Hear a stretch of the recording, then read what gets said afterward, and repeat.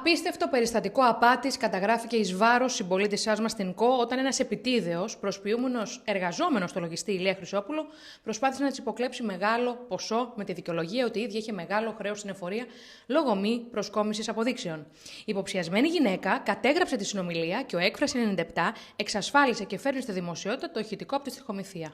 Πάμε να το δούμε. Υπουργείο μέσω συστήματο, να στείλουμε μία στο Υπουργείο Οικονομικών για να δει ότι κάνει σωστά την καθημερινή του αγορά για να σου σβήσει το πρόστιμο, Εύα. Ναι, τα φέρω. Πότε, αύριο? Όχι. Σήμερα πρέπει να τα φέρει γιατί είναι η τελευταία μέρα του προστήματος. Ναι, είναι ανοιχτό το γραφείο. Ναι, στο σπίτι θα μου τις φέρει γιατί κάνουμε εργασίες από το σπίτι. Α, στο σπίτι του Ηλία ή. Πού τέλος? Ναι, στον μπαμπά το σπίτι. Λοιπόν. Ναι, εντάξει, οκ. Άκουσε με λίγο. Έχεις ένα ψηλό και ένα χαρτάκι να κάτι αποδείξεις που θέλω. Ναι. Πάρε ένα ψηλό και ένα χαρτάκι. Ναι, μισό λεπτό. Θυμάσαι παλιά που δηλώναμε τις αποδειξούλες? Ναι, πώς? Τώρα από τις 13 Πρώτου και μετά έχει αλλάξει ο κουτίνας και πάλι ψηφίστηκε αυτή η πλατφόρμα. Πρέπει να τις δηλώνουμε ξανά, Εύα. Ναι, εντάξει, για πείτε μου. Λοιπόν, το πρόστιμο εδώ τώρα το έχω δει στην εικόνα και δεν έχουμε χρόνο. Λοιπόν, είναι 2.500 ευρώ το πρόστιμο. Γιατί? Από το Υπουργείο Οικονομικών, Εύα.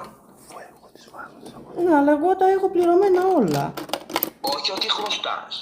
Επειδή που δεν έχεις δηλώσει αποδειξούλες, που κάνεις αγορές με... Μα έχω δηλώσει όλες τις αποδείξεις. Όχι. Δεν έχεις δηλώσει, Εύα. Το βλέπω μέσω σύστημα, δεν είναι δηλωμένες. Αποκλείεται. Ναι. Δεν υπάρχει περίπτωση. Ό,τι αγοράζω όλα είναι δηλωμένα. Ωραία, Εύα μου, μήπως θυμάσαι πόσο αποδείξεις έχεις δηλώσει, τι χρηματικό ποσό είναι αυτό που έχεις δηλώσει? Δεν θυμάμαι. Ήταν τόσες πολλές που δεν θυμάμαι. Το βλέπεις? Λοιπόν, γράψε. Πήρες ένα χαρτάκι και ένα στυλό? Ναι. Πολύ ωραία, γράψε. 10 αποδείξεις. Ναι. Εκατοστάρες θα γράψεις. Αποδείξεις. Εκατοστάρες. Ναι. Έγραψες εκατοστάρες. Ναι. Pay chef. Να πες το μου λίγο. Pay chef. Pay. Chef. Chef. Pay chef. Pay chef, ναι. Λοιπόν, άκουσε με τώρα, Εύα. Αυτές τις αποδειξούλες τις έχουν μόνο τα περίπτερα. Δηλαδή, σε όποιο περίπτερο πας θα τις πάρεις. Ναι. Αυτές οι αποδειξούλες επάνω έχουν ένα σηριακός κωδικός. Πάντα ξεκινάει από 0. Ναι. Και επειδή τώρα σου έχω ανοίξει τηλεφωνικά καρτέλα μέσω ΑΔΕΜ και η κλίση μας ηχογραφείται για λόγους ασφαλείας, θα μου δώσεις κωδικούς, θα τους περάσουμε μία-μία στο σύστημα για να δει το Υπουργείο Οικονομικών ότι έχεις κάνει σωστά την καθημερινή σου αγορά για να σου σβήσει το πρόστιμο. Οκ. Λοιπόν, να ξέρεις όμως, αυτές οι αποδειξούλες στο περίπτερο πληρώνονται. Ναι.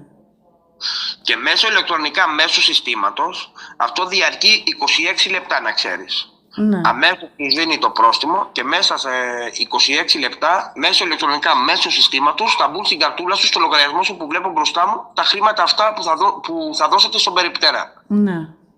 Και μέσω ηλεκτρονικά, αμέσως σου δίνει το πρόστιμο και μέσω ηλεκτρονικά θα μπουν στο λογαριασμό σου τα χρήματα. Ναι, αυτά που χρωστάω. Λοιπόν, άκουσε με λίγο, Εύα. Ναι. Την καρτούλα δεν θα τη χρησιμοποιήσεις τώρα. Γιατί? Γιατί είναι από εκεί το πρόβλημα, από τις αποδείξεις που δεν δήλωνες. Μα δήλωσα όλα. Λοιπόν, εδώ μου βγάζει δεν έχεις δηλώσει, Εύα. Πώς δεν έχω δηλώσει, αφού τα έχω δηλώσει όλα. Δεν είχες περάσει το χρηματικό ποσό της 2.500 ευρώ. Μπορείς να μου πεις τι χρωστάω? 2.500 ευρώ. Ναι. Εντάξει, εγώ πώς είμαι σίγουρη ότι τα πληρώσω και εσύ είσαι αυτός που τόσα απάτη που γίνονται? Ναι, έχεις δίκιο. Θα έρθεις και σπίτι μας. Ωραία. Μπορείς να μου πεις το αφημί μου? Ναι, αφού έχεις την καρτέλα. Ναι, τώρα όμως δεν μπορώ να βγει από το σύστημα γιατί έχω ανοίξει τηλεφωνικά καρτέλα μέσω ΑΔΕΜ. Αυτό είναι το πρόβλημα. Ναι. Κατάλαβες. Πρέπει να μου φέρεις τις αποδειξούλες για να τις περάσω και μετά θα δεις και το αφημί σου. Ωραία. Κλείσε τότε το σύστημα και πάρε με ξανά τηλέφωνο και πες μου το αφημί μου. Αλλιώς δεν κάνω τίποτα. Εντάξει, ναι.